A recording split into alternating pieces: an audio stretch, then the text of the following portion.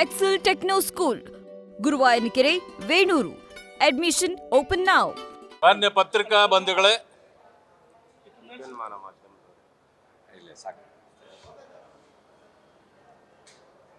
ಸರ್ಕಾರ ಕಳೆದು ಹೋಗಿದೆ, ಹುಡುಕಿ ಕೊಡಿ ಅಂತ ನಿಮ್ಮ ಹತ್ರ ಬಂದಿದ್ದೀವಿ. ಸತ್ತು ಹೋಗಿದೆಯಾ ಬದುಕಿ ಇದೆಯಾ ಎರಡೂ ಗೊತ್ತಾಗ್ತಿಲ್ಲ.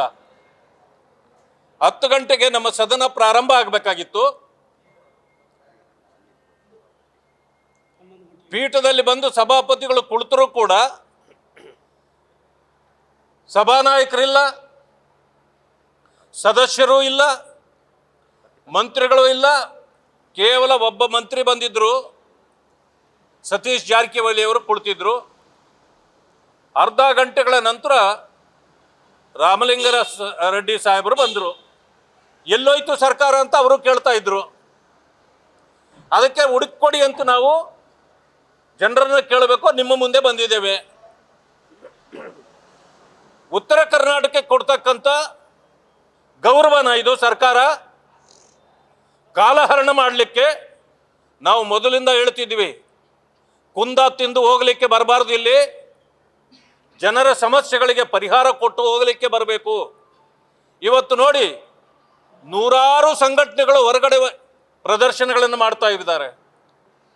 ಯಾಕೆ ಇಷ್ಟೊಂದು ಸಮಸ್ಯೆಗಳಿದೆ ಇಲ್ಲಿ? ಇದಕ್ಕೆ ಪರಿಹಾರ ಕೊಡಲಿಕ್ಕೆ ತಾನೇ ನೀವು ಚಳಿಗಾಲದ ಅಧಿವೇಶನವನ್ನು ಬೆಳಗಾವಿಯಲ್ಲಿ ಮಾಡಿರೋದು. ಆದರೆ ಇವತ್ತು ಸರ್ಕಾರ ತಾನೇ ಹೊರಗಡೆ ಕುಳಿತು ಕಾಲಹರಣ ಮಾಡ್ತಾ ಇದೆ. ಈಗಾಗಲೇ 2 ದಿನಗಳ ಕಾಲ ಸದನ ನಡೆದಿಲ್ಲ. ಮುಂದುವರಿಸಿ ಅಂತೇಳಿ, 1 ವಾರಕ್ಕೆ ಇನ್ನೂ ಮುಂದುವರಿಸಿ ಅಂತೇಳಿ ಈಗಾಗಲೇ ನಮ್ಮ ಬೇಡಿಕೆ ಇಟ್ಟಿದ್ದೇವೆ. ಅಂಥ ಸಂದರ್ಭದಲ್ಲಿ ಇರ್ತಕ್ಕಂಥ ಸಮಯವನ್ನು ಕಾಲಹರಣ ಮಾಡಿ ಈ ಸರ್ಕಾರ ಈ ರಾಜ್ಯದ ಜನರಿಗೆ ದ್ರೋಹ ಬಗೆತಾ ಇದೆ. ವಿಶೇಷವಾಗಿ ಉತ್ತರ ಕರ್ನಾಟಕದ ಜನರಿಗೆ ಅನ್ಯಾಯ ಮತ್ತು ದ್ರೋಹವನ್ನು ಬಗೆದಿದೆ. ಆ ಕಾರಣದಿಂದ ನಾವು ಈ ಸರ್ಕಾರಕ್ಕೆ ಧಿಕ್ಕಾರವನ್ನು ಹೇಳಿ ಈಗಾಗಲೇ ಸಭಾಪತಿಯವರು ಮುಂದೂಡಿ ಸದನವನ್ನು ಹೋಗಿದ್ದಾರೆ. ಇದಕ್ಕೆ ಕಾರಣ ಈ ಕಾಂಗ್ರೆಸ್ ಸರ್ಕಾರ.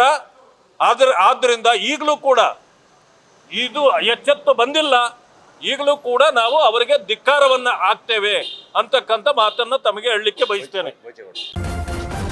ನ್ಯೂಸ್ ಫಸ್ಟ್, ನಿರ್ಭೀತಿಯಿಂದ ನಿಮ್ಮ ಪರವಾಗಿ.